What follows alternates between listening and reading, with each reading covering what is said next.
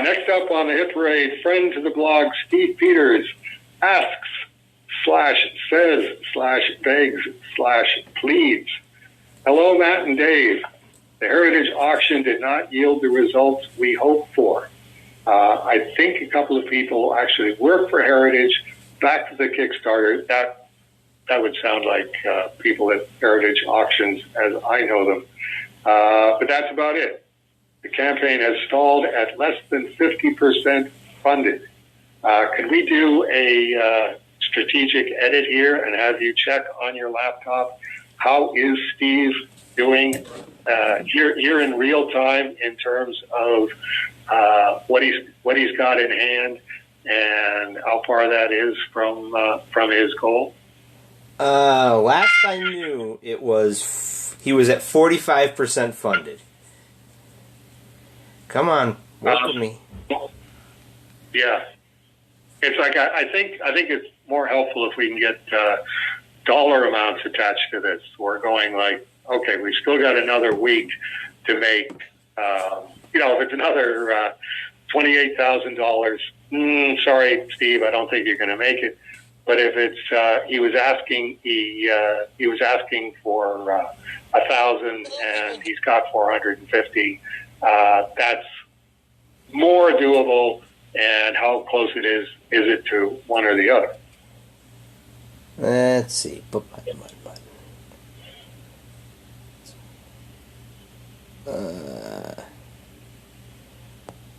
is it?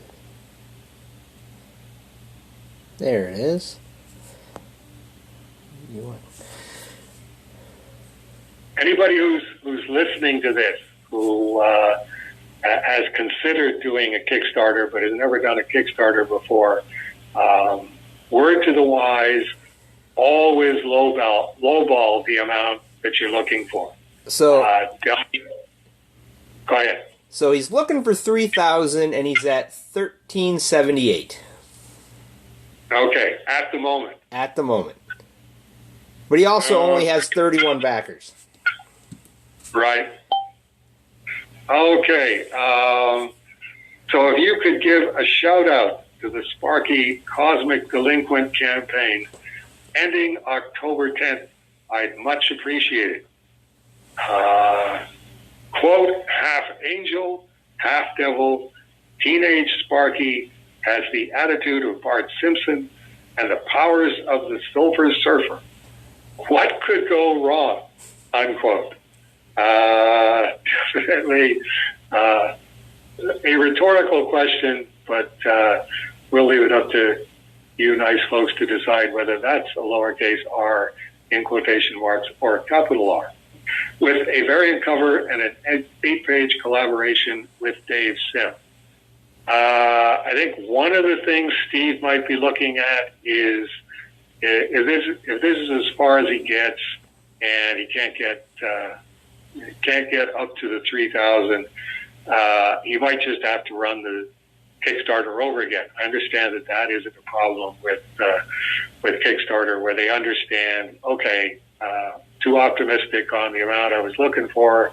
Let's this time say, contact all 31 people, all 31 of my backers, and say, okay, you're not on the hook for anything this time, but next time, can you please pledge the same amount that you've already pledged? But I promise this time I'll say that I'm only looking for 750. And then that way Steve will actually get the money.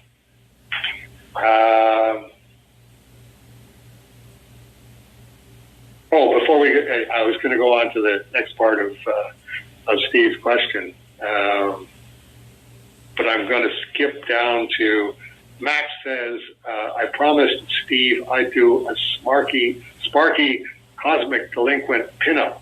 So that's on my agenda for the weekend. Any suggestions, Dave?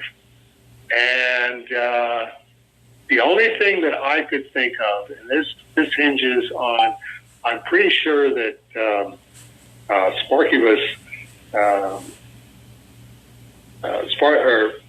the Sparkybus variant cover for Sparky Cosmic Delinquent. It's comic book format. It's not the digest size that Steve uses as well, right?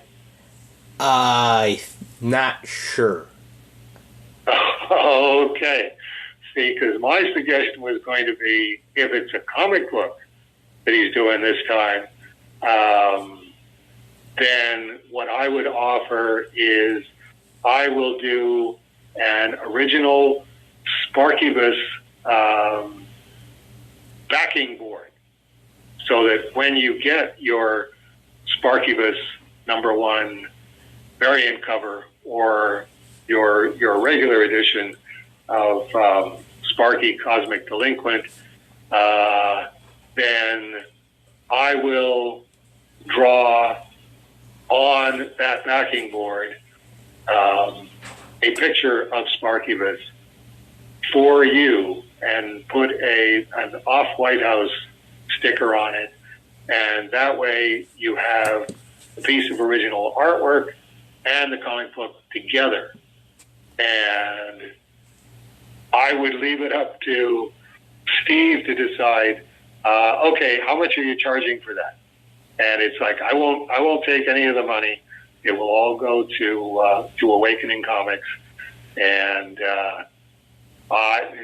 there's a math problem that I don't envy you, Steve, because it would be, okay, let's say that Dave Sim can raise another $700 in the next week by offering this piece of original artwork. If you're offering it for $100, then you got to sell 7 of them, and if you're offering it for $200, you got to sell 3 or 4 of them.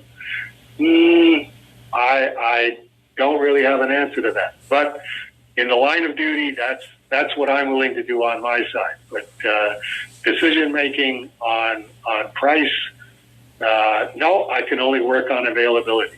All the people have to do is say swordfish in their backer report and say, yes, I want this, and this is what I've signed up for, and I will make sure that I get it done toot sweet at the conclusion of your Kickstarter, because it's a backing board. A backing board is a backing board is a backing board.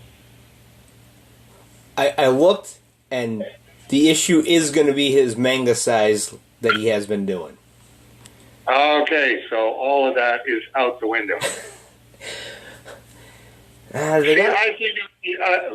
me just express how inadvisable, Steve, I think it was for you to do a title called Sparky Cosmic Delinquent, and to essentially come up with a cosmological situation somewhere between Bart Simpson and the Silver Surfer.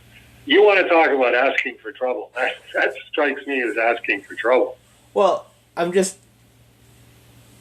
The sketch I was going to do for I have vague ideas, but I didn't have anything concrete. And one of the things I was thinking of doing is, because he said Bart Simpson is a variation of the early, I think it's the first season of The Simpsons, where Bart cheats on the intelligence test and becomes a genius. But before that, he gets caught spray painting Skinner's face on the side of the school with the word balloon, "I am a wiener." Okay. And I was thinking of doing Sparky doing a variation of that, and I just couldn't think of who he would be making, spray painting. I was thinking Service, and I'm like, well, yeah, I could do that. And then I'm going, well, and it's I very much kind of want to lean into the, he's a delinquent. But then, of course, now that I think about it, one of Bart Simpson's original catchphrases was that he was Bart Simpson underachiever. So if this campaign doesn't make it all the way, well, you did say Bart. Right. And it is also interesting that because this is metaphysically a halfway between Bart Simpson and Silver Surfer. You might have sown your own Kickstarter with the seeds of its destruction. Going, we'll give you $1,300 worth of $1,300 worth of Bart Simpson, but there's no way we're giving you $1,700 worth of Silver Surfer. I mean, does that sound logical to you? Well, I mean, he might pull it off. It could be that, no one knows about it type thing. Because he launches a Kickstarter and it's Dave Sim adjacent, so of course I'm going to talk about it. And then I go on vacation for a week. Right. Like, you want to talk about sowing with the seeds of your own destruction. Like everything else right now, this seemed to have test written all over it. Let's say if you can get back to me, you, Matt, by fax when we've got 24 hours to go, and let me know how short Steve is of the $3,000 goal, and I'll try to come up with something that can do the whole works in one lump, or possibly half the whole works that's still remaining in one lump. And I'll supply the other half, or Aardvark Vanaheim will supply the other half. No, I'll supply the other half. I'll flag it for the accountant that this is a personal draw, but this is money going to a Kickstarter. And depending on what that turns out to be, it's like, well, the closer you can get to the 3,000 before the last 24 hours, the more likely it is that I can come up with something that will automatically get the remaining amount. I'm not going to go as far as saying you can have the original artwork to the cover of Cerebus #1. It's like that. No, that's overdoing it. That's ostentatious for the sake of just bringing in another 700 or 800 for Steve Peters. But I'll try to find something where it's like there's got to be at least 5 Cerebus fans with deep pockets who, when they look at what I'm offering on behalf of Steve Peters in the last 24 hours, are going to go completely involuntarily, ooh.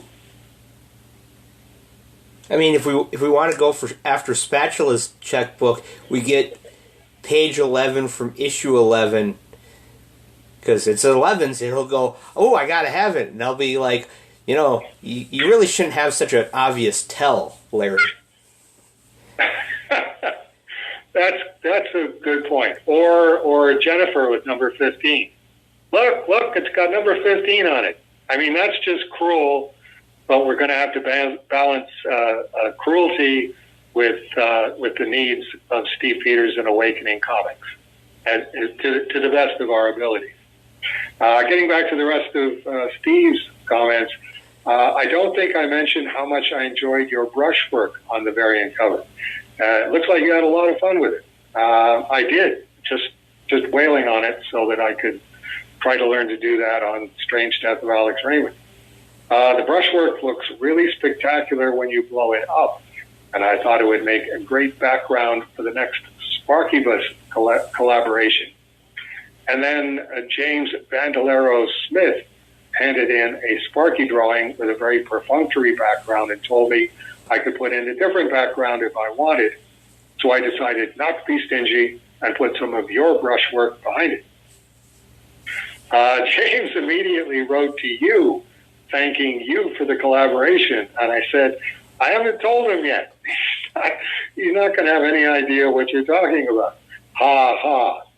And yeah, definitely when that came in, that's always an unhappy moment at the Off-White House.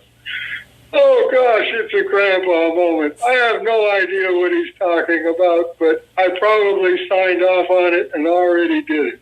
Gum, gum, gum. P.S. I have added original art awards to hopefully help revive the campaign. I'm drawing single comic book panels and sketch covers.